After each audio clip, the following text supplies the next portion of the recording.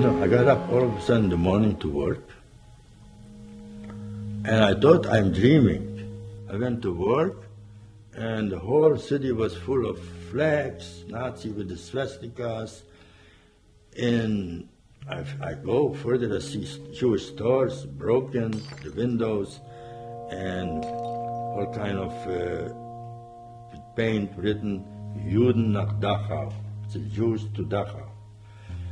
And I kept going, I see a Jewish synagogue burned. And then I came to the main square of Brno. And there was a big crowd. What is going on here? I'm waiting, see what is coming up. They're looking all to this huge building, which is supposed to be the city hall or something with balcons. And the flags over there, and music, and the clapping. All of a sudden comes out a person on the balcons, and I look good. I said, is this Hitler or not? And I asked somebody, who is that? I said, this is Hitler. And they start going like this, all the people. And they look at me, why I'm not going like this, saluting Hitler. And they're so clapping hands, and that's it. And he went only for a few seconds. He showed, he came, he was going, saluting the people, and he went inside. Emil Jacoby was born in Trebla, Czechoslovakia, on October 10th, 1923, to Mendel and Rachel Jacobovits, with 2 brothers and 1 sister.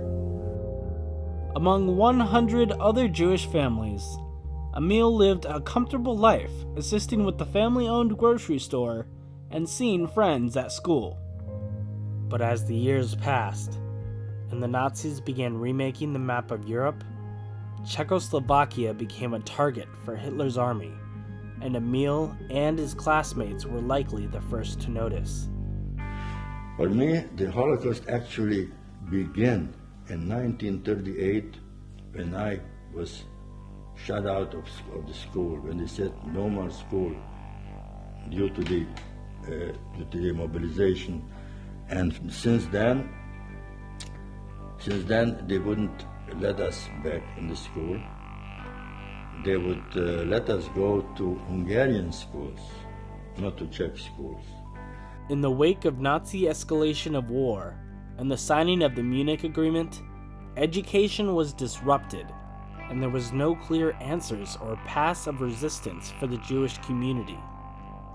Jewish leaders grappled with how to respond to the twin threats of fascism and communism.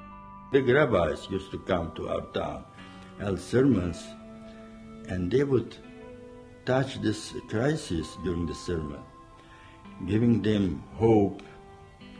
He decided to follow in his cousin's footsteps and went to find work in Brno.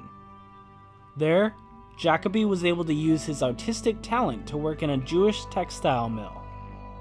I went to work, and the whole city was full of flags, Nazi with the swastikas, and they start going like this, all the people. And they look at me, why I'm not going like this, saluting Hitler. And they're so clapping hands, and that's it. Shortly after, Emil was required to report to the office of the Gestapo. He was forced to choose between going to work and going home. Emil opted to go home, but on the train ride, he and all the other Jews were beaten, starved, and made to work in a military camp shoveling horse manure. After over a week, they were finally permitted to complete their journey home.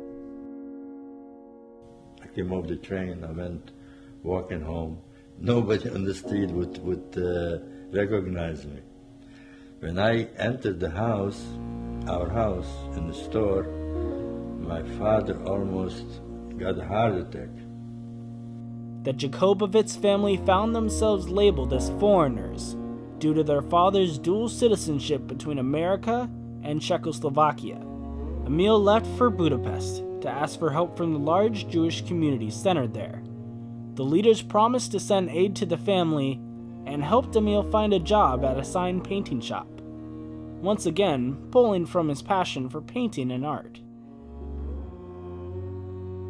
I got also this fight at the Boite company with this, he was always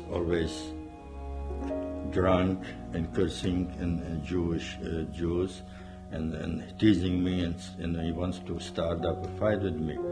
Emil and the other Jews in Budapest were forced into a ghetto and were required to work 10-hour days doing arduous labor. They were given coffee for breakfast, a light soup for lunch, and allowed to beg for potatoes from local residents for supper. In November of 1944, the Allies began to make their way towards Budapest. The Germans took all of the Jews and forcibly marched them further into their territory. These were known as the Death Marches. I myself, remember, I couldn't walk myself either. I was walking, we were walking, sleeping walkingly, or walking when we sleep. One of the two. Because I remembered I was going, and I couldn't remember. I just automatically my legs were moving, and when they saw that I couldn't walk, they would push me, and when I was seeing that he couldn't walk, I would push my friend. We were three guys, hand in hand walking. I'll tell you that I don't remember in my life that I ever went through such a thing. The march paused. Emil and the other men were beaten and given rags to wear. They were made to continue marching through the rain and the snow. All of a sudden, from a distance, we saw small huts, like small huts, small shacks with smoke coming out, electric wire around and around this whole area. And there are people who are shoveling the snow away. Emil soon discovered that he was in a satellite camp of Mauthausen. Over 95,000 people died there, and over 14,000 of those were Jewish. He was forced to build his own bunks, chop down trees, and dig miles upon miles of trenches in the earth. After weeks of work, the Russians began to move closer to the camp. The prisoners were lined up in the street to evacuate the camp. Emil was once again forced to march non-stop. As the Russians got closer, the German guards became distracted, and Emil, along with his marching group, were able to hide in the woods. They eventually made it to an abandoned barn. A guy says from upstairs, from the roof, they are coming back. Who is coming back?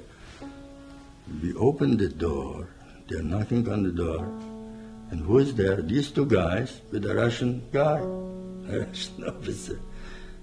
Don't ask, we're so happy that. And he says, you are free, and you are thanking him and kissing him and everything. And he says, where are you from? I said, we are from Czechoslovakia, from Hungary.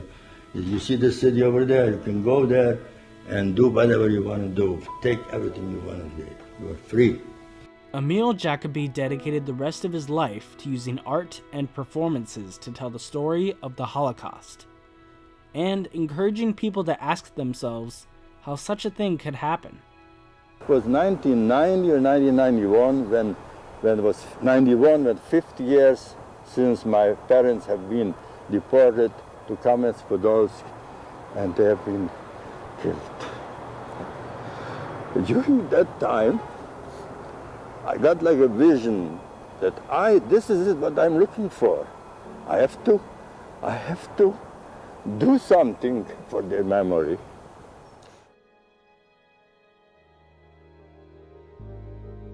His proudest work was a Holocaust Haggadah, in which he asked the fifth question, how did the Holocaust come to be? His family, including his daughter Rachel Bornstein, continued to enact his legacy.